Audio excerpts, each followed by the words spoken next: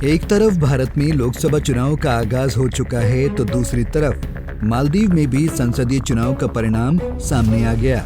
संसदीय चुनाव में ड्रैगन समर्थित मोइज्जू को बड़ी सफलता हाथ लगी है। मालदीव के संसदीय चुनाव में मोइज्जू की party People's National Congress (PNC) ने करीब 2/3 बहुमत के साथ शानदार जीत हासिल की।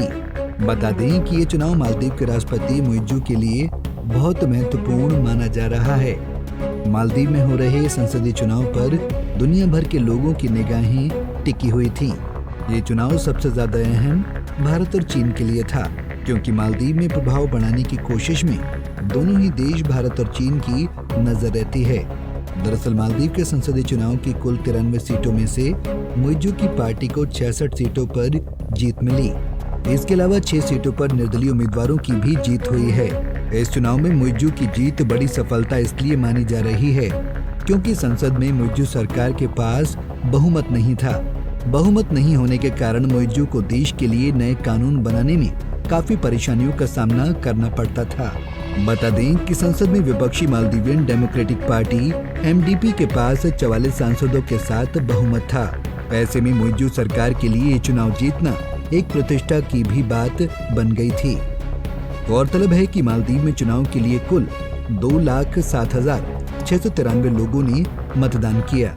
मालदीव के चुनाव आयोग के मुताबिक इस बार कुल 72.96% मतदान हुआ, जिसमें 1,04,826 पुरुष और 1,02,867 महिलाएं शामिल हैं। इससे पहले 2009 में 78.15, 2014 में 78.80 और 2019 में 81.80% लोगों ने मतदान किया था। मालदीव के संसदीय चुनाव में चीन समर्थित मोइज्जू की शानदार जीत भारत के लिए बड़ा झटका माना जा रहा है और चीन के लिए बड़ी उपलब्धि। इस चुनाव में मोइज्जू की जीत साफ तौर पर इशारा कर रही है कि मालदीव की जनता भारत के बजाय चीन की ओर राष्ट्रपति के राजनीतिक सुझाव का समर्थन कर रहे हैं। विगत कुछ दिनों से भारत और मालदीव के बीच का रिश्ता तनावपूर्ण बना हुआ है, जिसकी शुरुआत पीएम मोदी के लक्षद्वीप दौरे से हुई थी। दरअसल पीएम मोदी ने हाल ही में लक्षद्वीप का दौरा किया, जिसके बाद पीएम मोदी का ये विजिट भारत समेत दुनिया के कई देशों में ट्रेंड करने लगी, जिससे मालदीव भड़क उठा था। बता दें कि मालदीव के नए राष्ट्रपति मोहम्मद मोइज्जू के सत्ता संभालने के बाद से ही मालदीव और भारत के रिश्तों में खटास आई है। राष्ट्रपति मोइज्जू को चीन समर्थक माना जाता है। मोहम्मद मोइज्जू ने मालदीव में कथित भारतीय सेना की उपस्थिति के खिलाफ इंडिया आउट का नारा दिया था और इसे लेकर कई विरोध प्रदर्शन भी आयोजित किए। ये अभियान इस बात पर आधारित था कि भारतीय सैनिकों की मौजूदगी मालदीव की संप्रभुता के लिए खतरा है।